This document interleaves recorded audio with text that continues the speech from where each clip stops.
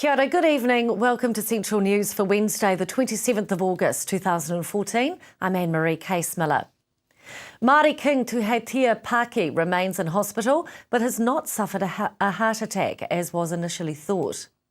The King was admitted to Waikato Hospital on Monday, believed to have suffered a heart attack, but spokesman Tukuruerangi Morgan confirmed the King was taken to hospital after suddenly feeling unwell.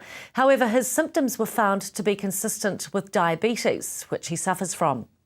The 59-year-old is currently undergoing tests to further pinpoint the health issue, and a hui will be held to decide who takes over the King's duties while he is in hospital. The Waikato Antique Bottle and Collectibles Club will be holding their biennial Collectors Fair this Saturday the 30th and Sunday the 31st of August at the Hamilton Gardens Pavilion in Hamilton. With this year being the 100th anniversary of the beginning of World War I, visitors to the show can view a very special display, as Les Vuletic explains. The theme this year that we've decided to do is the 100 years, which is celebrating the First World War. And so we have a collection of that material, and I think it's will create a lot of interest to the general public, and a lot of the returned servicemen, not so much the First World War vets that have passed over on that. There will be a dugout, a replica of a complete dugout of the First World War as occupied by New Zealand forces on that, and that's a privately owned exhibit. The one that we will be doing is on the mounted rifles, and that's the horse equipment and uniforms and that, so that's of a lot of interest. In sport, and with a tight turnaround this week, Waikato has made a few changes for the ITM Cup Premiership clash with Taranaki at Waikato Stadium tonight. A highlight of the squad is the return of All Blacks halfback Tawera Kurbalo. He'll make his first Waikato appearance since 2012. And Waikato veteran Marty Holler will take over the captaincy in place of Brad Weber, who moves to the bench. There's also Waikato debuts for the new locking partnership of Luke Katani and Jacob Skeen, while young centre wing Regan Ware will make his debut from the bench. Tonight's game also featured two curtain raisers, Waikato Police versus Northland Police, and New Zealand Harlequins under-17s versus New Zealand area schools. Waikato farmers could be facing a black beetle epidemic in their paddocks if the region suffers another dry summer. 2 consecutive summer droughts had favoured the build-up of black beetle numbers, and the numbers could further rise if the region had a mild spring. However, how much damage the beetle will do depended on the amount of rain the region has over summer. That's according to New Farm Technical Advisor Paul Addison. Plants could withstand damage if there was plenty of rainfall because the resulting moisture allowed for continued growth. However, it's recommended farmers look at a secondary feed for their stock if the beetle was a particular issue on their farm. And we're now in the final official week of winter, and North Islanders can expect to go out with a subtropical low. That's according to head weather analyst for weatherwatch.co.nz Philip Duncan, who says the low will bring pockets of heavy rain, especially around recently flood-hit Northland. Sunny and settled weather has been moving into more and more regions over the past few days. However, weatherwatch.co.nz warns a subtropical low is waiting in the wings. Mr Duncan says the rain will be off and on and not solid for days, but the low itself will hang around for several days. At this stage, weatherwatch.co.nz says rainfall amounts don't look too serious, but the slow-moving and subtropical nature of the low means it's still one to watch. However, the high does look as though it's doing a good job at blocking this low and rain bands for most parts of New Zealand this week and into the weekend. Time to take a look at the marine forecast now. Raglan rising to 25 knots north of Kawhia Harbour tonight. Sea becoming rough in the north with the south-west swell rising to 2 metres. High tide 19 minutes to 12 tomorrow morning. Bay of Plenty, sea becoming moderate with a southeast swell offshore, 1 metre, fair visibility and patchy drizzle, mainly offshore. High tide 8:55 tomorrow morning.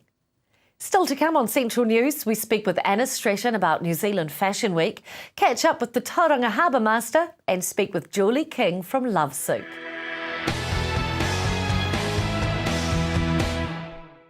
Kia ora, welcome back to Central News. The Hauraki district is a relatively small territorial area, although geographically very diverse. All up, the district covers an area of more than 1,200 square kilometres.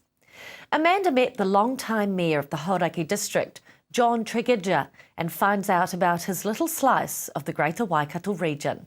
John, you're the mayor of the Hauraki district. Tell me about it. How big is it? What towns are actually in your district? Yeah, I think a lot of people don't realise it actually sits at the base of the Coromandel, but it actually borders into Auckland. So it takes Kaiawa in the north and Auckland boundary, and then takes in the Hauraki Plains, Ngatea, Paeroa, Waihi, and then goes up the coast just south of Waimata and takes in the beaches of Whurutaua. So it's quite a long but narrow stretch. Doesn't take in Te Ara, of course, but borders halfway between Te Ara and Paeroa. So about 18,500 population, small population, but that's pretty, there's about 26 of the 70-odd councils in the country are sitting under that 20,000 bracket. So it's in the average, I dare say, in the rural sector. Okay, and what do you love the most about your district? Well, I see my move down 30 years ago, or just a bit over that now, from Auckland, expecting to stay for 3 years. My wife asked me why I thought of that too when I first, but she's the last one I want to leave now. Oh, look, I think every town and every community and every place in New Zealand is a great place if you live there generally. I mean, I truly believe that. You make it what it is. If I really had to think about something different about Hauraki, I think it would be the culture. I think we've got a really neat culture that's developed, both within our towns, but within politically as well. For instance, I'm only the second mayor since '89, and we only had the second CEO since '89, so that might tell you we're very stable.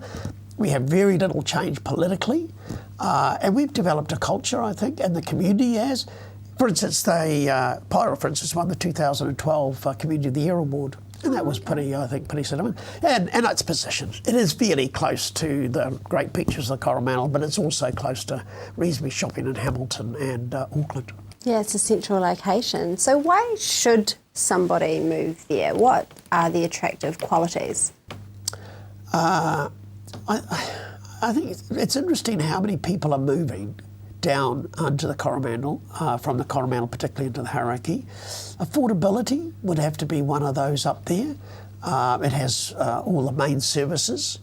But also we're getting more and more people wanting to move out of Auckland. I think though that people are also looking to make sure the services are fairly close and family. For instance, hospitals, health services, and all the other services, and sporting and all those things that might cater. So we are actually becoming quite an attractive place for elderly people and to semi-retirement, and we're actually looking at that in part of our planning. So it's flat. It's got a cycleway, and I think it's proximity to Auckland as well. It's quite centrally located. So it's a quieter sort of way of living, but you are close to the bigger cities that you need to be. Excellent. For more details on the Hauraki District Council, go to hauraki-dc.gov.nz. Just in time before the busy summer period kicks off, the Bay of Plenty has a new regional harbour master. Hilary caught up with him and found out about his career thus far. About my career? Well, I've been in the maritime industry for over 30 years. My background is predominantly Navy. 17 years in Canada and 7 in New Zealand. I was also the harbour master for Environment Canterbury for just shy of a year. And for my reward for spending all that wonderful time was 2 years in the Arctic. So I went from there to a maritime school, and this opportunity came up, so I grabbed it while I could. What does a harbour master do? What are your responsibilities? There's volumes of legislation on what a harbour master is supposed to do, but what it really comes down to is we're all about navigation safety. We're making our maritime environment safe for all our users and safe for the environment as well. that's what we're about. Does this role come with its own specific difficulties with Tauranga having a massive commercial port? I wouldn't say they're difficulties, they're challenges. We have lots of competing groups that want to make the maximum use of the harbour, and we need to do it all safely. So that's the challenge. It works very well here, from what I've been able to tell early on, and we'll continue to try and make it improve even more. How do you work together? A lot of talking to groups. It's through our bylaws, making sure that they're effective. It's through ensure that everybody's respecting the environment. All those things come together. In your experience, do you find that commercial and recreational boating works well together? Absolutely. There's always instances. It's no different than a transport truck driver getting upset occasionally with somebody in their little compact car. Those things happen, but the marine environment is fairly well regulated, and everyone is fairly respectful. So for the vast majority, it works, and we're here to help with the small occasions where it doesn't. And what about that channel between the Mount and Matakana Island? It can. It's certainly a focus for all of the boating in the area. The pleasure boaters, for the most part, they are very good as well. The big challenge is that the big ship, when they're coming in, they can't do anything to get out of the small boat's way, even if they wanted to. So that's the dilemma that they have. And I've seen it from a big ship's perspective, where you see the small boat go under your bow, and you're really just hoping it comes out the other side because you can't do anything. And from the boatie's perspective, they think, oh, I've got lots of room. So it's just, it can be a little fearful on both sides, but it works for the most part very well. So what's your message for boaties for summer? Stay safe. Wear your life jackets. Make sure you've got a safety plan. Make sure somebody knows when you're supposed to be home. And respect everyone else's enjoyment of the harbour. Last week we showed you regional councils have released new educational videos about crossing bars in our harbours, so make sure you check those out before heading out. Still to come, we check with Anna Stretton as she gets ready for New Zealand Fashion Week and an avant-garde event in London.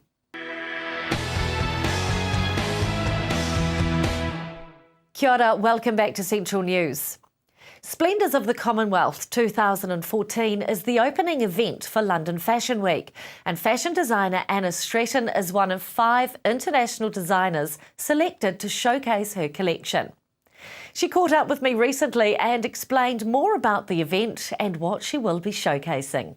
Well, Splendours of the Commonwealth is an initiative in the UK where they're endeavouring to educate underprivileged girls of the Commonwealth. So whilst I wasn't so sort of up to speed with what they were doing, it's a really nice fit with the work that we like to do here in New Zealand. So as I said, they're essentially educating or enabling education for the underprivileged girls of the Commonwealth. You are well known for your love of colour and your eye for a unique fabric. Do you have a favourite dress? Yeah, I have. It's not one of the two that are standing behind us. There's a jade green or an aqua blue. I mean, it's kind of in that sea colour that I absolutely love. It's very whimsical. It's very princess, and it's. I mean, the interesting thing is, in a lot of the cases here, the girls have actually created the fabrics because they've dyed them, they've cut them, they've preened them, and they've got them to a state that's created these gorgeous gowns. You're going to be donating a dress to the charity auction as well. Yeah, we are. Part of the process was that we did donate a gown that would enable this initiative, the funding process, which is obviously ongoing for them. We've chosen one of our more traditional gowns, though, because we think that these ones may be a little scary. And also, we want these home. We want to use them again. So. Your daughter Sam is going to be holding the fort in London while you remain in New Zealand for New Zealand Fashion Week. Yeah, well, I mean, they're both on at the same time and always wanting to be able to take up both opportunities as they arose. And New Zealand Fashion Week is obviously we've been there for the last 12 years, 13 years. So certainly something that we weren't not going to be at, or I wasn't not going to be at. So from my point of view, it was a great opportunity for Sam to get involved and support us up there. And she is there doing her OE and is now working in London. So it's perfect. And she's certainly well versed with what we need to do as far as the show goes. Last year for New Zealand Fashion Week, your theme was Anna in Wonderland, of course a play on Alice in Wonderland, a very effective theme. That you let the dresses speak for themselves. Is that important to you? I don't know if Alice was so simple. I think, we had 4 very defined sections. There was lots of layering, lots of drama. A lot of those garments really have just become showpieces, so they weren't put into they weren't put into the run of they weren't put into our production runs. So realistically, they just join the library and they get brought out. We want to actually give that absolute drama to a fashion show. So, and from the show that we're doing now, the pop art, the Warhol All Is Pretty, a lot simpler, a lot more commercial in its heart, and more likely to have a lot more of those pieces cut and able to be purchased in stores come February, because that range is released in February. Can people purchase tickets? No, because it's a trade show, but so it's really about knowing a designer or knowing someone who knows someone or having that type of connection. No, it's essentially a trade show, but because we don't sell outside our own retail stores, we very much use it to connect with our sponsors and our partners, as well as obviously celebrate a lot of our very strong customers throughout the years. And of course, Raw Foundation is going extremely strongly. It is. I mean, yesterday we were in Whakatane speaking to a large group of people that were involved in domestic and family violence.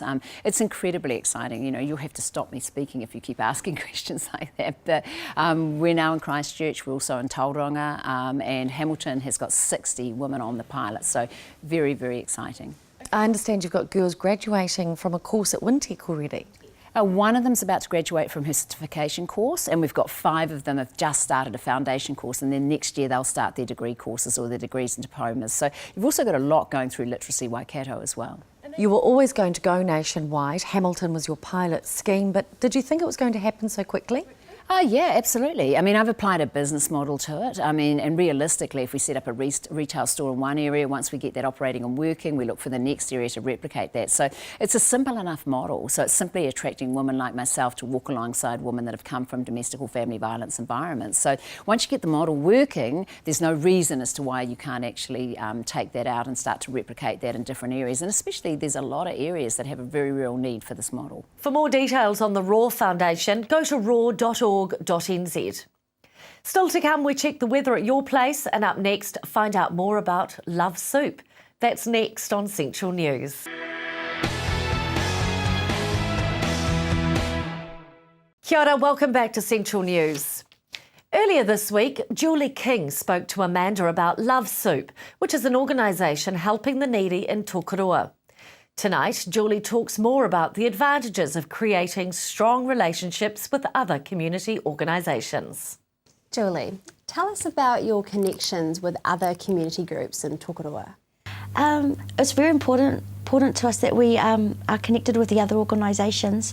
That way we can support and help each other, and they've been a great support to us as we've developed, because we've had to learn a lot of things very quickly in regards to policies and council regulations and stuff. They're great support. We've got like the creative arts, they help make our big large poster, and they're also growing Silver Beet for us, so they've been bringing it in, and with Progress to Health, they have a program called Helping Hands, and so they'd come in and help in the kitchen. So it's really good to be connected with them. And how does this type of relationship benefit your organisation? It helps in a lot of ways, where we make sure that we can cater to the needs of the people the best way possible. Not that we're doubling up, but like they can refer on to us, like with Budget and WINS or anyone that knows of people in need. They can let them know that we're here for them, and they're welcome to come and join us. Now tell me about your involvement with Moving Mountains. Moving Mountains is an incredible place. My friend Noah helps run it, and they work with a lot of youth, some that are troubled, and she encourages them a lot. And she's been a big support to me as well, especially in the admin area. With Moving Mountains. We like to encourage them to connect with us as well. And what's cooking for Love Soup in the next few months? Oh, lots of exciting dishes. We're actually thinking about making up a new recipe book because we've created a lot of really exciting dishes.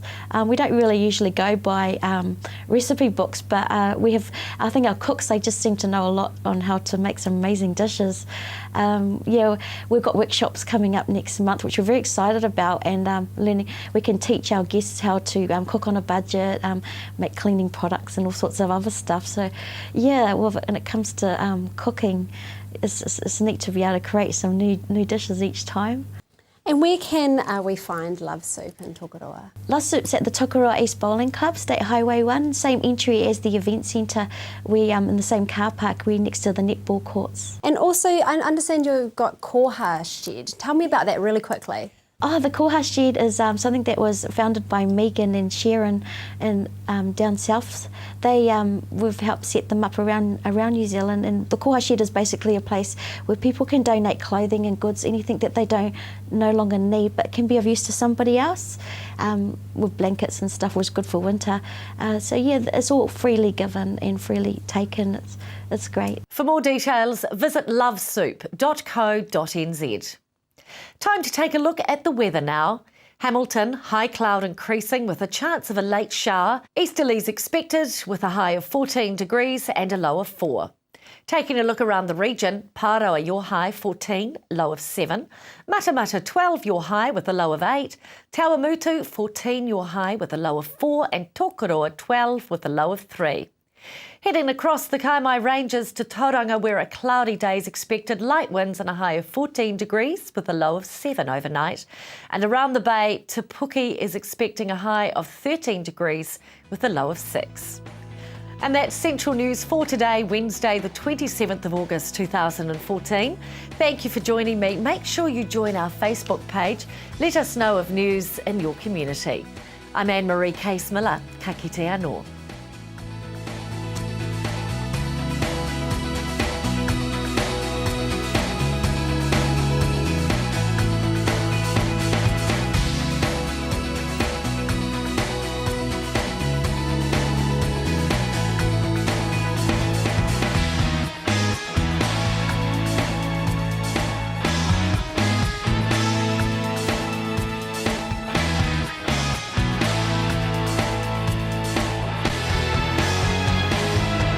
This has been an Alpha Media production, a division of Television Media Group.